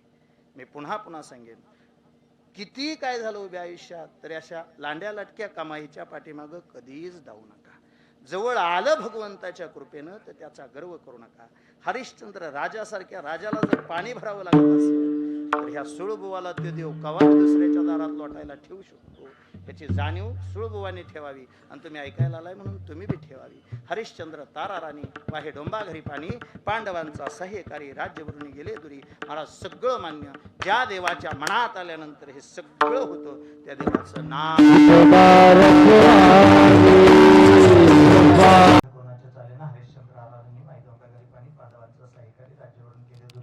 धावत्या वेगामध्ये स्पष्टीकरणासहित उच्चारासहित अभंगाच्या 3 चरणाचा अर्थ सांगून झाला. मला दिलेली वेळ संपून 20 मिनिटं जास्त झाली. अतिशय नम्रतापूर्वक या समस्त ढाळे परिवाराने ही सेवा माझ्यासारख्या पामराकडे दिली. समस्त परिवाराचं मनापासून आभार मानतो. डाळे पाहुण्यांनी संपर्क केला आणि त्यानंतर त्यांनी परत संतोषदादाला फोन केला. संतोषदादा गायकवाड बोराटवाडी, त्यांना फोन केला. म्हणे महाराजांचे तुमचे चांगले मैत्रीपूर्ण संबंध आहेत, त्यांना आपल्या इथं सेवा करायला लावा. संतोषदादांचा फोन आला. परत ही सेवा निश्चित झाली. नंतर मला आपल्या दत्ताचा फोन आला पाठीमागल्या 2-3 दिवसापूर्वी. महाराज तुम्ही येणार आहे म्हणून. हो म्हटलं दत्ताभाऊ मी येणार आहे. दत्ताभावांसहित ह्या सगळ्यांच्या चरणावरती नम्रतापूर्वक नतमस्तक होतो. सेवेसाठी उपस्थित तुम्ही सगळे वैष्णव, ज्येष्ठ वैष्णव श्रेष्ठ, तुम्हा सर्वांच्या चरणावर नतमस्तक होतो. दीपक बुवा तुमचं मनापासून आभार मानतो. रमेश बुवा तुमच्या चरणावर नतमस्तक होतो. इंदापूर तालुक्यातलं मृदंग क्षेत्रातलं चांगलं नाव विशाल बुवा तुमच्या चरणावर नतमस्तक होतो. ज्यांनी सदर कार्यक्रमासाठी अतिशय गोड साऊंड सिस्टम लावली, एकदा टाळ्याच वाजवा त्यांच्यासाठी. बऱ्याचदा बहुतेक ही एक 10वी सेवा असेल आपल्या साऊंड सिस्टमवरची, आहे की नाही? बऱ्याचदा सेवा, पण अतिशय उत्तम साऊंड सिस्टम. फक्त एक माझी एक विनंती, परत कधीतरी मी असेल असं एक पुढे एखादा बॉक्स देत जा आम्हाला, म्हणजे लांब होतंय फक्त. अतिशय गोड शुभेच्छा, खूप मोठं नाव होईल ह्या क्षेत्रात. त्याचबरोबर ह्या सदर कार्यक्रमाचं चित्रीकरण ज्यांनी अतिशय गोड केलं, सेवक बाळूमामाचा ह्या नावानं त्यांनी यूट्यूब चॅनल सुरू केलं. आमचे चंदनदादा अतिशय मनापासून तुमच्या चरणावर नतमस्तक होतो. तुमच्या कार्याला अनंतविध शुभेच्छा देतो. विनेकऱ्यांसहित जेवढे ज्येष्ठ वारकरी आहेत तुमच्या सगळ्यांच्या पायाला हात लावतो. त्याबरोबर सेवेसाठी उपस्थित असणारी ही लहान लहान लेकरं, अशी जवळपास 100 लेकरं माझ्याकडे आत्ता शालेय शिक्षण घेत आहेत, वारकरी शिक्षण घेत आहेत. वारकरी शिक्षण संस्था आत्तापर्यंत चालवली, पण पोरांच्या शाळा बुडत होत्या आणि त्याच्यावर काहीतरी उपाय करता यावा म्हणून स्वतःच हायस्कूल चालू केलं. अतिशय चांगल्या पद्धतीनं आपली स्वतःचीच वारकरी शिक्षण संस्था आहे, स्वतःचीच शाळा आहे. आपली मुलं आपल्याच शाळेत शिकतात, त्याच्यामुळे पोरांचं कसलंही शैक्षणिक नुकसान होत नाही. आणि ते होऊ नये याच्यासाठी मी तो तेवढा मोठा घाट घातलाय. आला कधी मोरोचीला तर निश्चित माझी विनंती आहे, संस्थेला भेट द्या, त्या वारकरी गुरुकुलाला तथा शाळेला भेट द्या. या सगळ्या लेकरांच्या चरणावरती नतमस्तक होतो. धनंजय दादा, संपला आजच्या कीर्तनातला संबंध, सगळा कार्यक्रम संपला. तुमच्या चरणावरती नतमस्तक होऊन एक विनंती करतो. उभं आयुष्य भगवंतानं तुमच्या पुढे एक प्रश्नचिन्ह निर्माण केलंय. तुम्ही ते कोणत्या पद्धतीनं सोडवाल हे मला माहीत नाही. फक्त एक करा, हे आयुष्य जगत असताना भगवंतानं तुमच्याकडे 2 जबाबदाऱ्या दिल्यात. त्या दक्षच्या बाबतीत विचार करता इथून तुम्हालाच त्याचे वडील म्हणून आणि तुम्हालाच त्याची आई म्हणून देखील उभा राहावं लागेल. ह्या दोन्ही जबाबदाऱ्या पार पाडण्यासाठी भगवंताने तुम्हाला बळ द्यावं ही भगवंताकडे प्रार्थना करतो. शेवटी काही नाही, हे काही तुमच्या आमच्या हातात नाही. जे घडतं ते तुम्हाला बघावं लागेल, सोसावं लागेल. तुका म्हणे उगीच तुका म्हणे उगीच